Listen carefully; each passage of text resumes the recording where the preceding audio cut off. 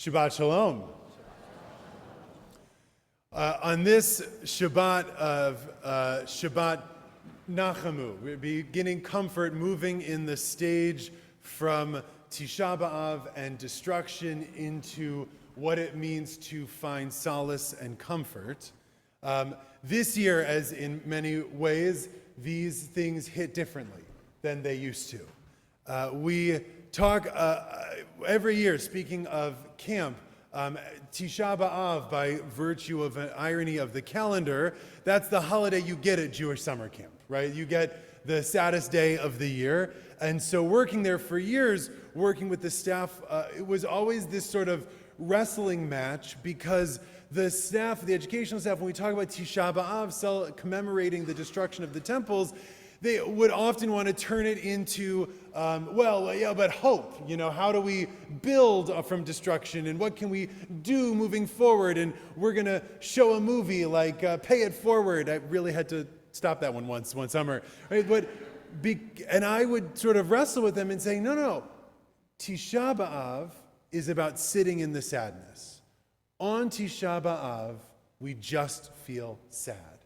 We live in the destruction and in that moment. And then later, we do what Jews do, which is we turn to hope and the next step and how we can build. And what I remarked this year on Tisha B'Av is that this year it felt like no one needed that lecture. This year it felt like accessing the sadness, accessing what it meant to sit in destruction was there for almost all of us. It was something that we didn't need help thinking of. And so in some ways, I actually think maybe this next piece, Shabbat Nachamu, is the thing that we need more help with this year. How can we move forward? How can we continue to build? How can we find hope again? And in this week's Parsha, God and Moses foretell exactly the moment that we're in.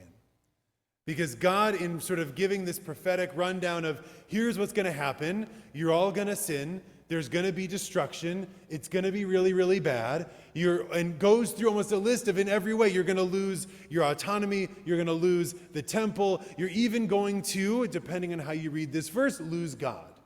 And you're going to worship the stones and the wood and the trees and the other things. You're going to completely lose all of this. And then God gives the remedy. The remedy is, but, says the Torah, if you search from here, bikashtem mishem et Adonai umitzata.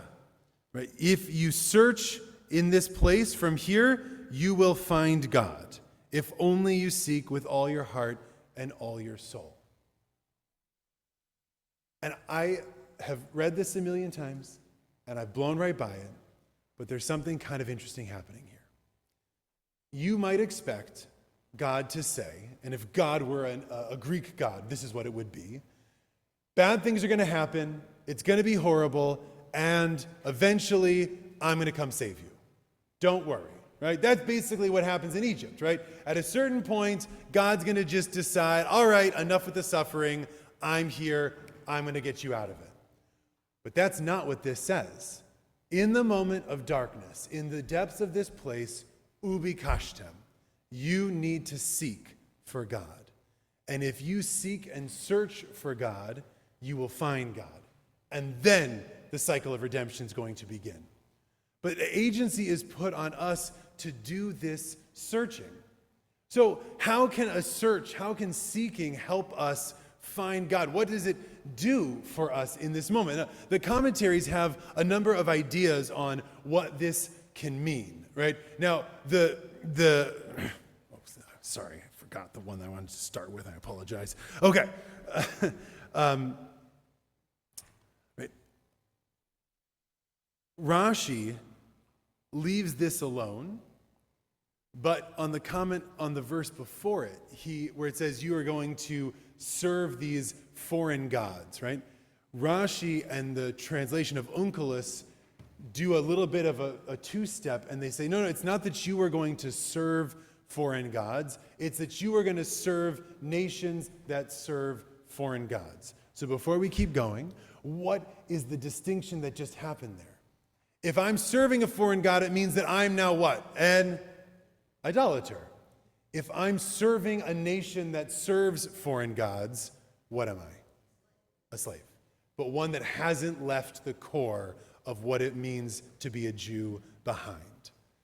So to start with, that's what Rashi and Onkelos expect from us, is even in the depths of all of this despair and destruction, we can't lose the core of who and what we are. And then that core of who and what we are is the thing that we need to reach out with, because God says you have to search b'chol levavcha v'chol nafshecha, with all of your heart and all of your soul. And Ibn Ezra says that you have to refine your soul, refine your heart to the core of who you are, and then seek with that.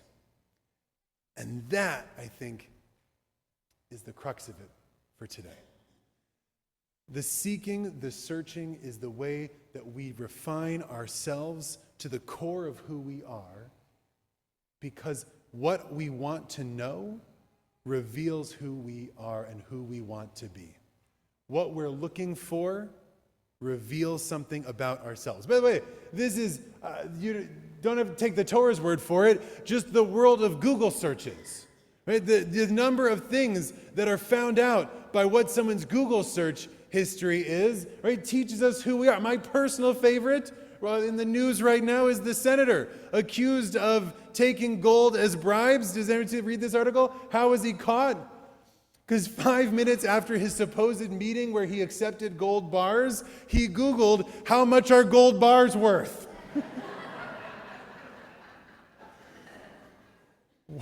And think that's going to come back to Moses in just a second. What we're looking for, what our goals are, teach us about who we want to be. Sforno tells us that this line of you will seek God and you will find God is because of the oppressions that we suffer elsewhere in the world will cause us to search for God. Right? When things are going well, we don't necessarily look for God. But when things start to go poorly, that's when we seek out comfort. That's when we seek out God. In that sense, it's not that the searching for God is the salve that can help us against the pain of exile and persecution. It's actually the necessary extension of destruction and persecution is to seek out God. So we seek God, but we have to know what we're looking for. And we have to know why we're looking for it. What is it? And in this, I'm going to leave you with two things.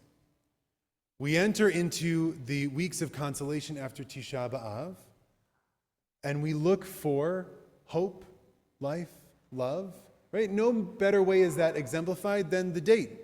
We're into Tu B'Av, right? This is the day, Tu B'Av is Valentine's Day. Keep Lahavdil. Right, but it's the idea that it's the day in which young men and young women would run out into the woods, they would dress up, they would seek each other out, and for purposes that young men and women would seek each other out for. But that's the holiday that follows Tisha B'Av, right? Hanukkah doesn't follow Tisha B'Av. Purim doesn't follow Tisha B'Av, these militaristic holidays where we take on our ownership and our power by killing lots of other people, right? Tu B'Av follows Tisha B'Av. Love and building, right? Because the core of what it means to be Jews and us is to seek out life and seek out love and build through the generations in that way, not through destruction. So we enter into this period of consolation. We also are entering into the lead up to the Yamim Noraim, the high holidays, where we show up to God with our hearts purified, our truest selves, seeking a new year and seeking tshuva for what we've done in the last year. So our job in the weeks ahead is to do this heart purification work. And my suggestion is, look at your search history. What are you looking for in this world? What are you looking for in this life? What does that tell you about yourself, and how can you refine it in the days and weeks ahead? On this parsha in Midrash Rabbah on Dvarim, there's a great question asked about Moses.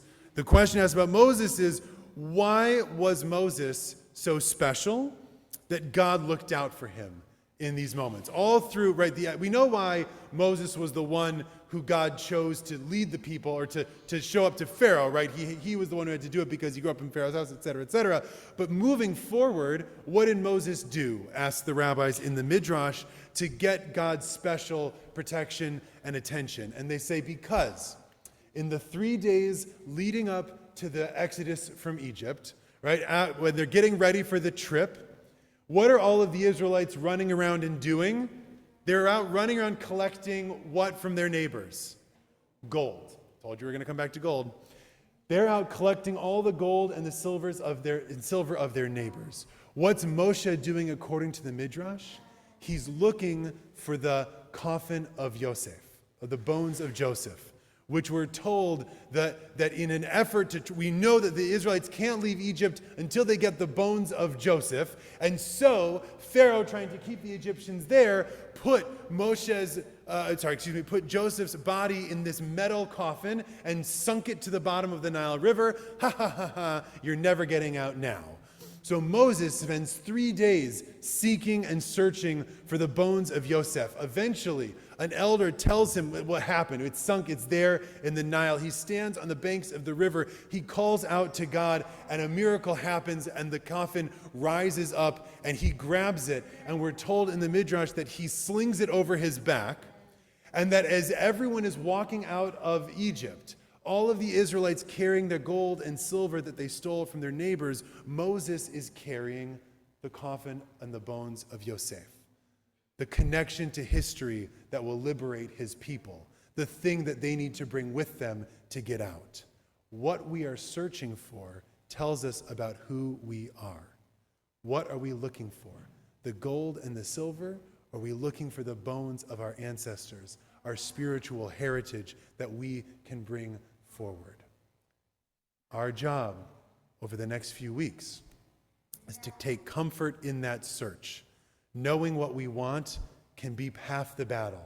Finding what we're searching for can bring us comfort. Knowing that we are on a quest for something good, true, and pure should give us strength and hope.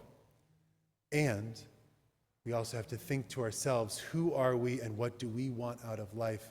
And when we stand before God on Yom Kippur, what are we going to be carrying with us when we get there? Shabbat Shalom.